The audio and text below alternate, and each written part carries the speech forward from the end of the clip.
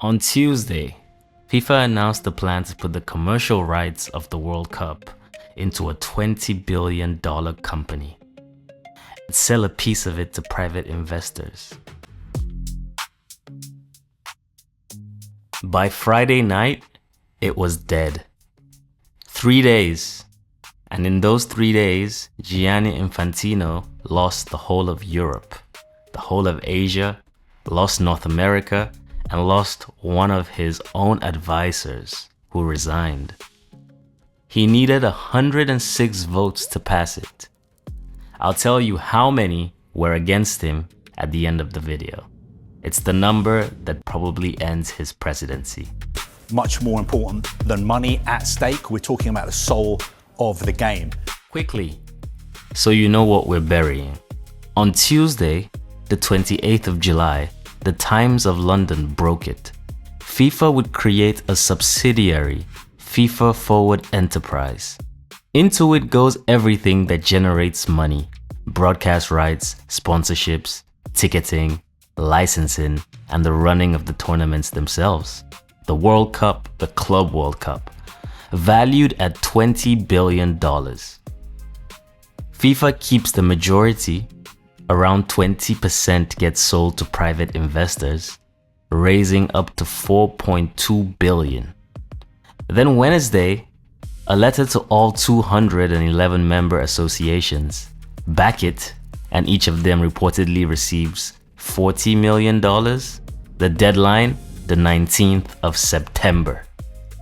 An offer, a deadline, and a consequence for missing it. Alright, hello, welcome back. Now, every football channel on this platform is about to make the same video. FIFA back down, football won, we did it guys. And I do want to celebrate, I genuinely do. But I want to also ask a question first, okay? Because I think it's the only question that matters right now. How did a man who runs the World Football Organization get this catastrophically wrong? And it collapsed 72 hours after it was proposed. I mean, he's pretty crazy. 2019, Infantino goes to FIFA stakeholders with a proposal. $25 billion of private investment in exchange for a stake in an expanded Club World Cup and a new global league. The reported backers included SoftBank of Japan and Saudi Arabia's Sovereign Wealth Fund. The committee rejected it. They wanted to know who the investors actually were. That information never arrived. So the plan died, but the Club World Cup didn't. In 2025, it expanded anyway, 7 teams to 32. He didn't get the money, he got the tournament. Then he came back for the money. And this week, he lost again. For the same reason. Nobody would tell anyone who was really buying. So, who was really writing the check? The anchor investor identified was Thrive Capital, founded and led by Joshua Kushner, the brother of Jared Kushner, who is married to the daughter of the President of the United States. Working alongside them as a strategic partner, JP Morgan. And this is the detail that should have stopped the whole thing before it ever left the building. JP Morgan is the same bank that attempted to finance the European Super League. That project collapsed in roughly 72 hours because supporters would not accept a closed competition owned by financial interests. 72 hours. Now, look at what just happened. Announced Tuesday, dead by Friday night. The same bank, same idea, dressed differently, same 72 hours. Somebody in that room had seen this film before and either didn't say anything or said something and got ignored. Or maybe it was just plain stupid or insane. I think this is what is defined as insanity. Here's how fast it fell apart. Tuesday, UEFA respond within hours. The plan crosses a line football's institutions should never cross. Quote, "It is not FIFA's to sell, and none of us are the owners of football." Wednesday, the letter and the $40 million goes out. The pressure increases. It doesn't decrease. On Thursday, all 55 UEFA member associations vote unanimously to boycott FIFA competitions for as long as the proposal stays alive. Their words, "Some things are simply too important to sell." CONCACAF rejected. The Asian Football Federation rejected. The European Union's Commissioner for Sports publicly criticizes it. FIFA issue a clarification. It changes nothing. And then on Friday, Carlos Cordero, a senior advisor to FIFA and the former president of US Soccer, resigns. He calls it a bad deal for the member associations, a bad deal for football, and a bad deal for the long-term future of the game. Damn. Think about what that actually means. A man on the inside who saw the whole thing, who had a seat at the table, looked at it and decided that the right move was to walk away from the building. That is not a rival federation protecting its own interests. That is somebody choosing to lose their job over this.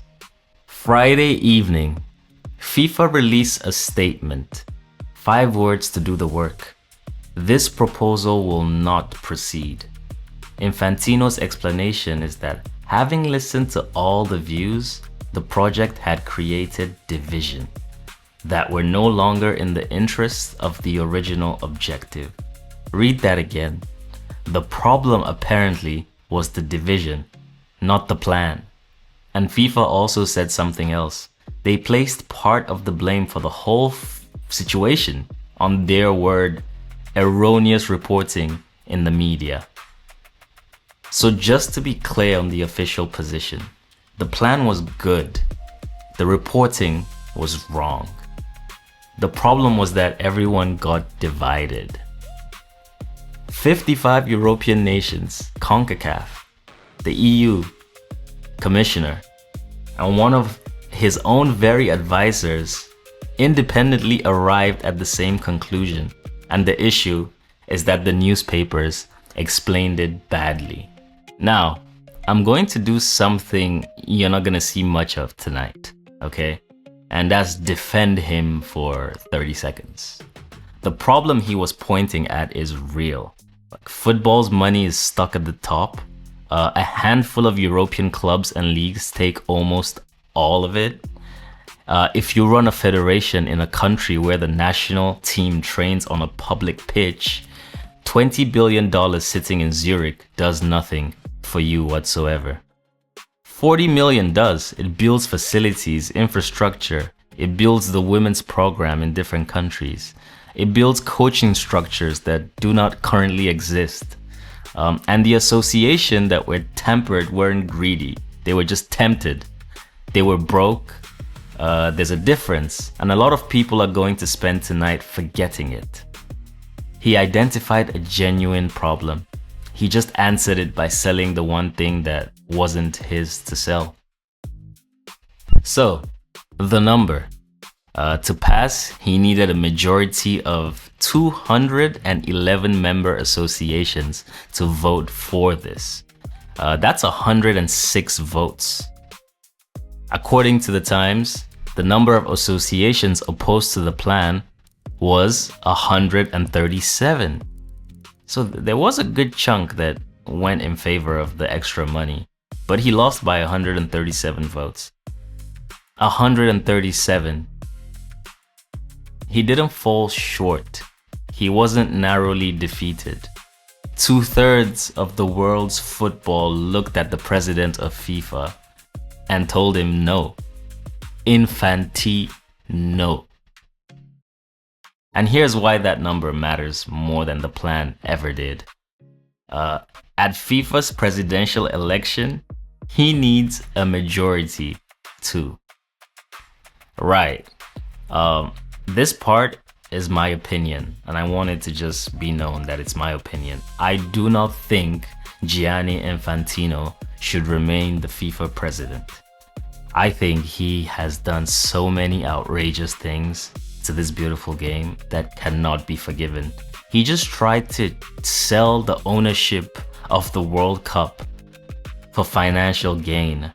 That is a bit too far. Trying to ruin the sport. We saw all the different 4-quarter breaks during the World Cup, the advertising breaks. We saw the high ticket prices that people could not afford. We saw the situation with the referee that was not allowed to come and referee a game for the World Cup. Insane. Visa issues for so many players, supporters, the treatment of Iran. These are just a few things. I think he needs to be sacked absolutely immediately. Football needs somebody else to be running FIFA, and that person is no longer Gianni Infantino. Look, take the win. Genuinely. This week's football supporters and football's smallest associations did something that almost never happens. They made the most powerful man in the sport back down. In 3 days. That is not nothing. That is the second time in 5 years that the fans have killed a plan built by corporate greed and investment banks. But I'll keep the receipts. Because the plan is dead and the idea isn't.